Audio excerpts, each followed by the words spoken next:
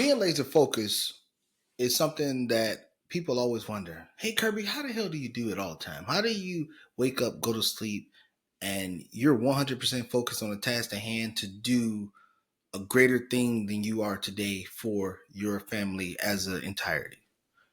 The truth is, I just live by 5 core tenets. Tenets you probably haven't heard anywhere else, but these are the things I live by on a day-to-day basis to get me to stay focused so I can get and have the financial future that most people, especially in my age bracket, can never even think of or dream of. But this is something that you can do and change your mindset today to do and get on this road and get there sooner rather than later. Now, these core tenets that I have, you probably never heard them before, or you probably heard all of them. But these are the things that I live by. These are the things that I've just learned over a process of time, traveling a lot of places around the world, being in the military, going to combat, and just learning the nuances of how people think, how people move, and how people react. And I base a lot of my philosophy just learning from other people's mistakes. So with that, let's get into these tenets. Thank you for joining the process. Let's get into it. All right, before I jump headfirst into it, for the people that don't know, thanks for joining the process. I'm Kirby. If you don't know the story, I'll give you a brief synopsis of it. I got out of the military when I was about 24, 25 years old. I did everything wrong with money. I proceeded to get myself $250,000 in debt, and then I didn't have a job during that process. I know you wondering, how did I get so much debt with no job? That was during the great financial crisis, before the great financial crisis, when the governments, the banks, and everybody was giving people a lot of loans with little to no proof of income. They was called heartbeat loans, especially in the housing market. I was one of the silly people that built a house during the heartbeat loan segment, and they let me build a house with no proof of income. So I proceeded to rack up credit card debt. I proceeded to rack up car loan debt and any other debt that you can think of. I had about 25 to 35 credit cards that was maxed out. So I proceeded to go $250,000 in debt with no job over a couple of years, robbing Peter to pay Paul just to stay afloat, credit card transfers just to stay afloat. And then with that, we're just learning some processes, some nuances, and of course, help with bigger figures out there that I just learned from just through reading books.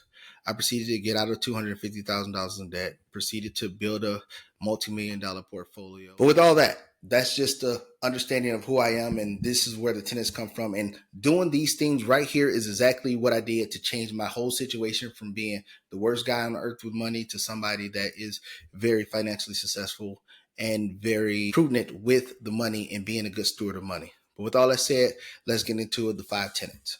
The first tenet in the process, the first tenet I live by, and it's going to sound silly, it's the simplest thing out there. If everybody's doing it, then it's the wrong thing to do. I can go into biblical reasons why, but this is not a church session. But again, if everybody's doing it, then it's the wrong thing to do. So if you see everybody living paycheck to paycheck and you see them clubbing on the weekend, then they come back to work on Monday and then they got to hustle and bustle just to work, just to go to the club and spend all their money and live paycheck to paycheck. If you rinse and repeat and do the same thing, you already know the end result. You don't have to look far for what people are doing with their money. Just look at your family and friends that's older than you, that's even in your same age group. See what they're doing with their money. See the outcome of their life. Most people are just living paycheck to paycheck, hoping that they don't get fired, hoping that overtime don't get cut out, hoping that they don't get a demotion, hoping that the company keep on growing so they can keep getting a paycheck. But then when they get the paycheck, they keep doing the same things over and over again to stay on that paycheck to paycheck cycle. Everybody know the saying.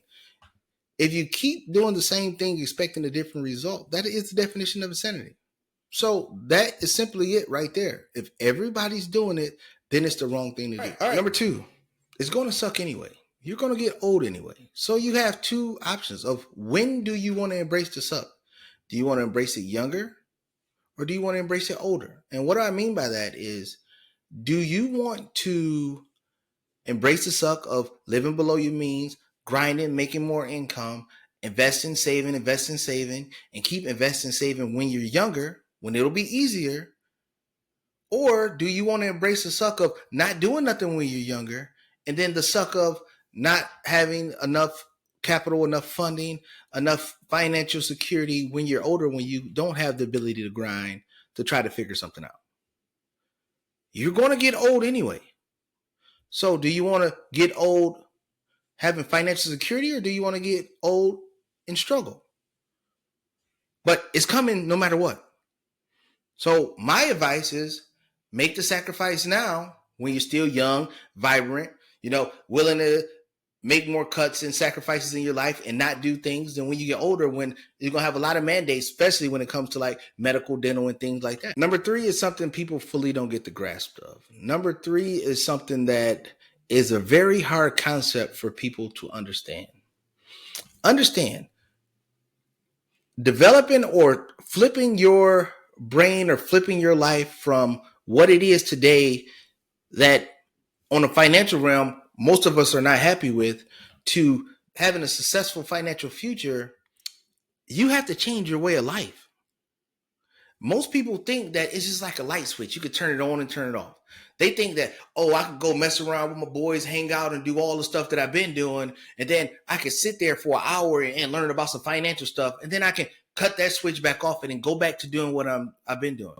Understand, the reason why you're in the financial hardship you're in is because all the things you did up until today. So we know that they don't work. So when I say it's a way of life, is when you flip that switch on, that is the new life you're going for.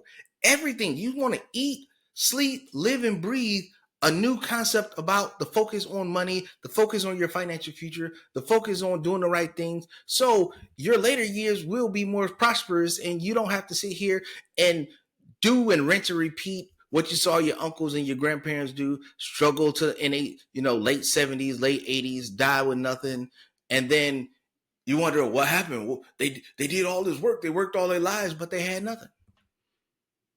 Understand, this is a way of life. I don't sit here and cut on this camera and talk about finance and talk about, hey, this is how I save money, this is how I invest money. Then I turn off the camera and then I'm in a club just making it rain.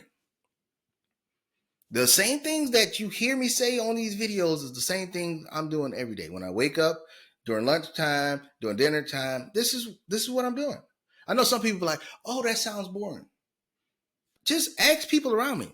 I go do a lot of things, but I do them in a financially responsible way. And I've grinded for a long time when I was younger, so I can have my financial future set up like this today, so I can do what I want to do. Like I said in the previous video, everybody want their cake and eat it too in their 20s, their 30s, their 40s, their 50s. And then when they get to their 60s and 70s, they want to sit there and say, oh, I'm retired. You can't retire if you don't have money saved. You can't retire if you don't have no income besides Social Security. It's just the cost of everything will be so high by then. Social Security, of course, it don't even keep up with inflation. You won't have enough funds to even pay a grocery bill. Maybe you can pay some utilities, but you're going to need other sources of income. You're going to need a nest egg of money to protect you and govern you, to make sure that you're not sleeping on your children's couch. But this is a lifestyle, people. This is not just this switch we turn on and off when we go in and out of room, and then, I can be cool with the homies and be cool with the family and do all of the broke stuff that I used to do, and then I can sit here and play for an hour like I'm learning something and think that that's going to have a real impact on our life. It won't. Number 4 is understand the motivation behind it. A lot of times I talk to people and I say, why do you want money? Oh yeah, I just want to have that bread so I can, do what I want to do. That's not the motivation. That's just a short glamour trip that we're on. You see some people social media balling out and they think that that's their motivation. Why? After you find out the motivation of, I want a lot of money, but why do you want that money? So I can go party and I can go do whatever I want to do, and I don't have to sit here to a 9-to-5 job. But why is that? That second and third why are important. That's the real motivation behind it. And usually you will hear something of, because I saw my parents and my grandparents, they grew up and we struggle real hard. We lived paycheck to paycheck and we got evicted from a lot of homes and our lights was turned off. And I don't want to have a repeat of that. I don't want my kids to have to go through that. That's the motivation, and that's the thing you got to wake up every day. You're trying to run so far away from that situation right there. If you do the things to get far away from that situation so you don't rinse and repeat what your forefathers did before you, the money will come. But if your motivation is only, oh, I just want to ball out, let all these people know how I look good with rims, it's going to go easy. I mean, how many times y'all seen somebody buy a car the first day they got the car, they out there shining up the car, they glossing up the rims. And then a month later, they're like, oh man, damn that car. Because that's only a short-term gratification. But you will be more gratified if you know you don't have to relive, or your kids don't have to relive the things that you had to go through growing up. So you got to find the why to your motivation. And then once you find the why to your motivation, stick that and make that be your compass to go out there and keep doing it every day over and over. And number 5, trust me, I've seen a lot of people in their elder statehood, people in their 60s and 70s, and we have conversations and say, hey man, I wish I knew somebody like you that could show me back then. Or, hey man, I wish I would have started when I was younger. Hey, I wish I could have did these things better. Number 5 is your older you will thank the younger you if you do what's right by money. I see so many people, especially 50, 60, 70 years old. If they're lucky, they got a bedroom in their kid's house. Or they got roommates and they living in the low end side of town. They struggling to make it. They sitting here begging, borrowing, and stealing just to get medication. They could tell about all the heydays of working in the factories and having money and doing all that stuff they did when they was working. But when they get to that age where they can't go out there and make that paycheck no more, and then they see people younger than them doing it, they get upset at themselves because they realize that they could have did something better. They should have did something that's better, because their last formidable years in life will be a life of struggle. Your older you will thank the younger you if you just go through the grind right now. Don't spend all the money you have coming in. Invest some of it. Hold stuff off for the later years so you can have money to take care of yourself. Trust me, the older you will be very, very appreciative, because it's only going to get worse. Inflation is only going to get higher. It's going to be harder to make money and obtain money at an older age. It's up to you to start doing it now. I don't care if you're 30, 40, 50 years old. The best time to start is today. I don't want to hear about, if you're 50, I don't want to hear about, oh, I wish I would have started when you was 20. Those days gone. Start now, be intentional, and be on purpose every day, and make this a lifestyle, because you're still going to get older anyway. So you might as well get into it and stop doing what you see everybody else doing, because everybody else is broke. With all that, thanks for tuning into the process. I'll see you in the next video. Y'all have a good one.